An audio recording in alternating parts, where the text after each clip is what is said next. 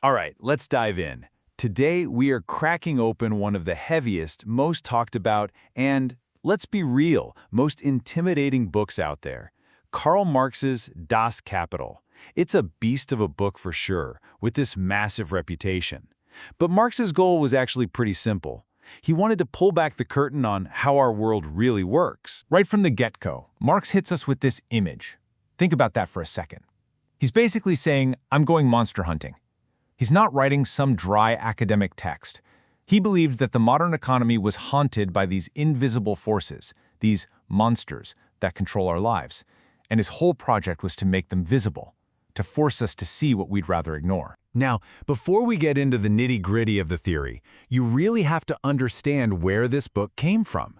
Because it wasn't dreamed up in some comfy, quiet university library. No, this thing was forged in the fire of a really, really tough life. I mean, can you imagine? For nearly 20 years, Marx poured his entire life into researching this. He was dealing with constant money problems, serious illness, real hardship, and honestly, the whole thing would have just fallen apart if it wasn't for his friend, Friedrich Engels, who supported him financially and emotionally. This book, the absolute center of Marx's world, simply would not exist without him. Okay, so you're Marx. You've set yourself this monumental task to analyze the entire capitalist system. Where on earth do you even begin? Well, his answer was to start with the smallest possible thing, the single most basic building block of wealth in our society. So what's his starting point for this huge analysis? It's something we see, touch, and exchange every single day. The commodity. You know, a coffee, your phone, a pair of jeans. It seems so simple, right? It's just a thing that does a thing. But for Marx, this simple object was packed with secrets. He called it an intricate thing, full of weirdness. And to figure it out, he says you have to see that every single commodity has two faces. First, there's its use value. This is the easy one. A coat keeps you warm, a coffee wakes you up. It's about what it does, its quality. But then there's the other side, its exchange value. This is where it gets interesting. Why is one coat worth, say, 50 coffees? Marx's radical answer is that it has nothing to do with warmth or taste. The only thing they have in common is the human labor that went into making them. Specifically, the average amount of labor time society needs to produce that thing. And that idea, that's the key that unlocks his entire argument. And this leads to one of his most famous and maybe weirdest sounding ideas, commodity fetishism. Think about it. When you buy that coffee, you don't see the farmer who grew the beans, or the person who roasted them, or the barista who brewed it. You just see a price tag. A coffee costs $3. It's like the coffee and the money are having a relationship with each other. All the human connections are invisible. For Marx, that's when things get spooky. When our own social relationships take on this, as he put it, fantastic form of a relation between things. So, if the commodity is the basic cell of the economy, what's the engine that makes the whole thing go? What's the point of all this buying and selling in the first place? The answer, according to Marx, is in this simple formula. In capitalism, you're not just trading stuff. The circuit starts with money. Let's call it M. A capitalist uses that money to buy commodities, C, things like raw materials and, most importantly, people's ability to work. Then they use that work to create a new commodity which they sell for M prime, more money. The whole point is to end up with more money than you started with. But that raises a huge question.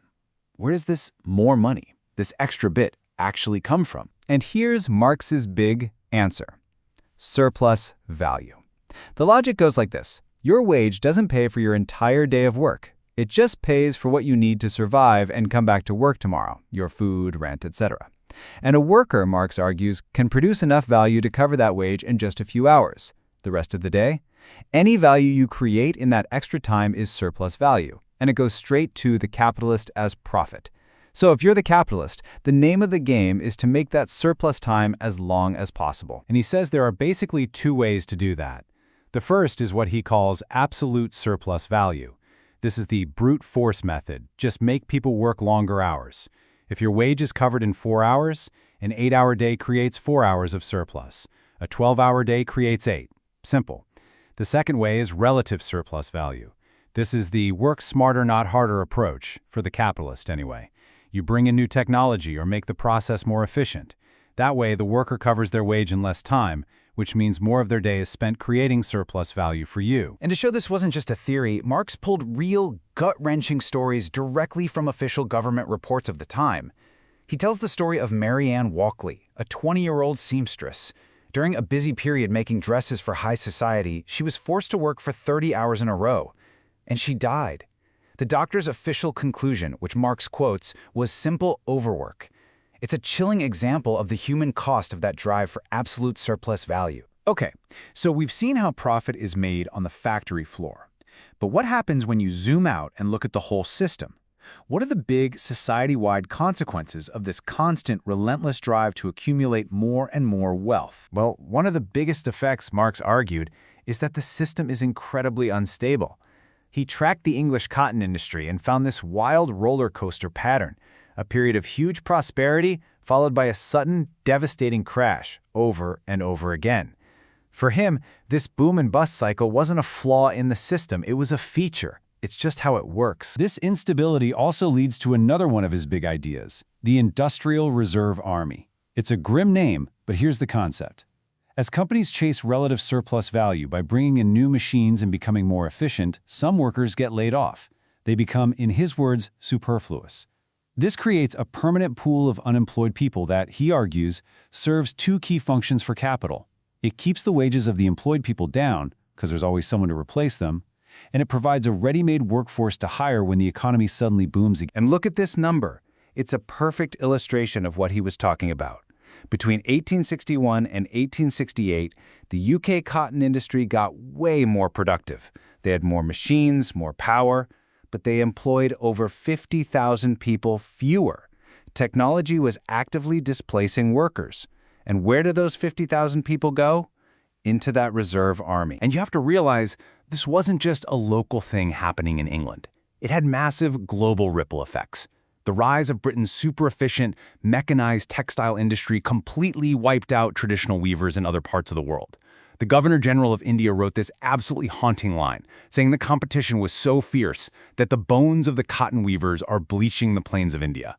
I mean, what an image. It shows you the sheer planetary scale of these economic changes. So after all this talk of exploitation, crisis, and global disruption, what was the point? Was Marx just an angry guy yelling at the world? Well, not in his own view. He saw himself as a scientist, but a scientist with a very clear and very revolutionary purpose. His friend Engels called Das Kapital the Bible of the working class, but he didn't mean it as something to be blindly worshipped. It was meant to be a tool, a user's manual for reality. Marx believed he had uncovered the hidden law of motion of modern society. And the goal wasn't just to describe it, it was to give working people the knowledge they needed to understand their own situation and, ultimately, to change it. And this is why he said his whole way of thinking was a scandal and an abomination to the people in power, because his method doesn't just look at the world as a static, permanent thing. It sees everything as a process. It looks at what exists right now, but it also sees the seeds of what it will become next. It's necessary breaking up. It sees all systems as temporary. Which brings us right back to where we started. Back to those monsters. Look, whether you think Marx was a genius or a villain, his work does one thing undeniably well. It forces you to ask hard questions. It pushes you to look under the hood of the economy and not just accept things as they are. So more than 150 years later, the real challenge Das Kapital leaves us with is this. What invisible monsters, what hidden economic forces is it still daring us to see in our world today?